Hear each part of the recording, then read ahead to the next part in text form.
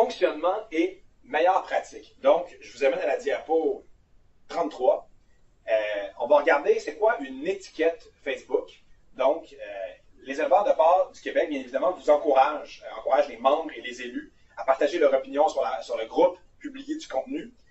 Par contre, il y a des balises qui entourent ces publications-là, comme j'en parlais tout à l'heure, puis il y a des règles qui vont les encadrer.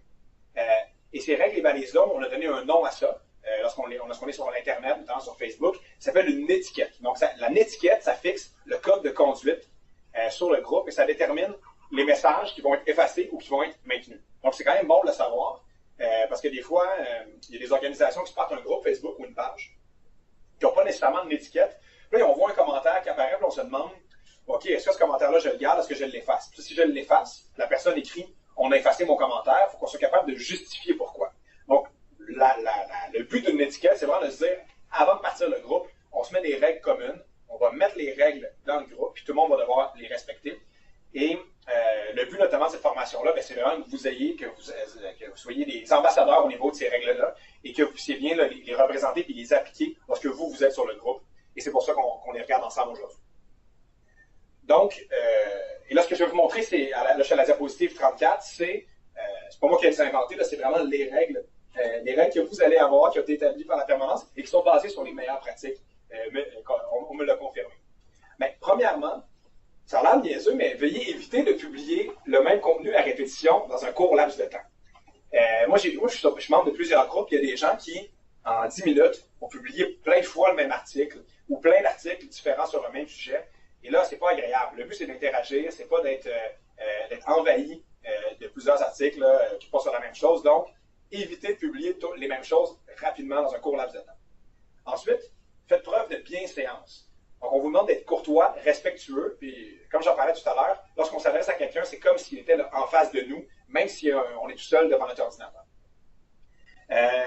Une règle de base de ce genre de groupe-là, tout contenu offensant ou qui risque d'exposer une personne ou un groupe à la haine ou au mépris pour des raisons fondées sur la race, l'origine, la couleur, la religion, le genre, l'orientation sexuelle, l'âge ou la déficience physique ou mentale est interdit. En gros, c'est pas un endroit pour aller insulter des gens ou faire du racisme, du sexisme, bref. Dès que ça arrive, ça, je pense que ça va être tolérance zéro et ça sera effacé. Diapositive 35. Tout contenu qui contient l'un des éléments suivants sera supprimé. Donc, c'est bon à savoir. Si quelqu'un publie ça, ne perdez pas votre temps. Donc, les messages pornographiques, vulgaires, obscènes ou sexuellement explicites, c'est pas la place pour ça. On se rappelle que c'est un groupe relié au travail. Hein? Donc, les messages haineux, injurieux, diffamatoires, les messages menaçants, harcèlement, les messages qui portent atteinte à la vie privée, les messages contenant des blasphèmes ou les messages promotionnels, publicitaires ou commerciaux. Quelqu'un, par exemple, qui décide d'annoncer qu'il vend sa roulotte, c'est pas la place pour ça, même si c'est une belle place pour rejoindre beaucoup de gens, c'est pas l'endroit pour faire la vente de sa roulotte. Et les messages contenant des blasphèmes, c'est important parce que des fois, on en parlait tout à l'heure, on s'emporte, on est dans notre salon, on est fâché dans un débat ou dans une discussion, puis c'est correct d'avoir des discussions dans des groupes Facebook, mais il va y avoir des mots de toutes sortes qui peuvent sortir, et donc c'est important de dire aux gens, c'est pas acceptable, parce que sinon, on discutera plus de façon respectueuse. Donc, par contre, ce qu'on vous dit, c'est que vous pouvez partager des liens maintenant à d'autres sites Internet. Donc, si vous avez envie de partager un lien vers un site, un article de journal ou une nouvelle que vous avez vue, donc vous pouvez la partager. Par contre, les éleveurs de porc ne sont pas responsables du contenu sur ces sites et se donnent le droit de supprimer un lien vers une page inappropriée. Donc, si par exemple, vous partagez une page qui fait la promotion de messages haineux ou injurieux, même si vous n'avez pas vous-même écrit un message haineux ou injurieux, si la page dit ça, les gens de la permanence pourraient dire on l'efface, on l'enlève parce que ça ne respecte pas les règles qu'on s'est fixées. Prochaine diapositive, 36. L'utilisation des majuscules pour un seul mot ou pour un texte intégral est à proscrire. Et là, je vous l'explique. Parce qu'en plus de nuire à la lecture, à l'usage des majuscules sur Internet, c'est l'équivalent de crier sa pensée. Donc, dites-vous que si quelqu'un se met à écrire en majuscules, c'est un peu l'équivalent s'il rentrait chez vous et qu'il se mettait à crier, s'il rentrait dans une réunion et qu'il criait après quelqu'un.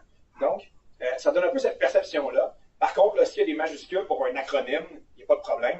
Mais dites-vous que lorsque vous êtes rendu à écrire en majuscules, c'est peut-être le temps là, de réfléchir à où vous êtes rendu dans le débat.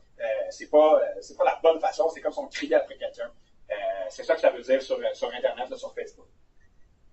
Autre règle, la vie privée des autres doit être respectée, donc c'est interdit de divulguer des renseignements personnels, un numéro de téléphone, un courriel, parce que même si le groupe est à caractère privé, donc c'est simplement les membres des éleveurs de porc qui sont là, ça reste un groupe où il y a énormément de personnes et donc il faut respecter la vie privée des gens, on ne divulgue pas d'informations personnelles. Ensuite, lorsqu'on participe aux discussions, ce qu'on vous demande du côté de la conférence, c'est d'utiliser le français, de privilégier le français pour faciliter la compréhension des échanges par tous les membres. Parce que la majorité de vos membres sont francophones, donc je pense que c'est l'idéal de se parler en français. Par contre, si des gens s'expriment dans une autre langue, par exemple comme l'anglais, ça peut être fait, ça ne sera pas effacé. Mais je pense qu'on vous recommande de le faire en français. Ensuite, on vous invite à utiliser une orthographe respectueuse des règles grammaticales de la langue française. Parce que souvent, on a tendance sur Facebook à dire on va écrire sur Facebook comme j'écrirais un texto à un ami, on va faire ça rapidement, mais sur un groupe qui est relié au travail, il faut se dire que ça vaut la peine de prendre le temps d'écrire comme on aurait écrit un courriel. Donc, comme on aurait écrit un document de travail, bref, de s'assurer que ça reste professionnel et donc que le langage est clair. Question qu'on se rappelle toujours le contexte dans lequel on est lorsqu'on écrit sur ce groupe-là. Diapositive 38, donc, qui est les sanctions. Donc, qu'est-ce qui va arriver si quelqu'un ne respecte pas ces règles-là? Il peut y avoir 3 avertissements par les éleveurs aux contrevenants de ces règles-là. Et après avoir envoyé 3 avertissements à un membre pour un non-respect du code de bienséance, il se réserve le droit, en fait, là, de supprimer tout commentaire, interaction ne respectant pas les règles. Et ce que je voulais vous dire, c'est que tous les membres, donc toutes les personnes qui rejoignent le groupe, là, en participant aux discussions sur ce groupe-là, ils s'engagent à respecter la politique.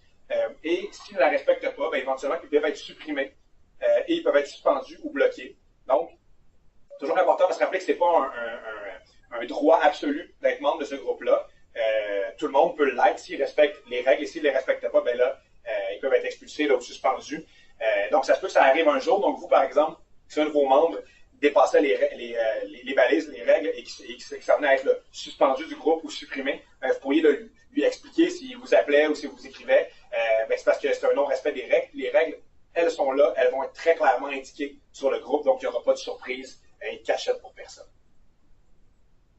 Est-ce que sur la section des règles et des sanctions, qui est la section la plus sérieuse un peu de cette formation-là, vous avez des questions ou des commentaires?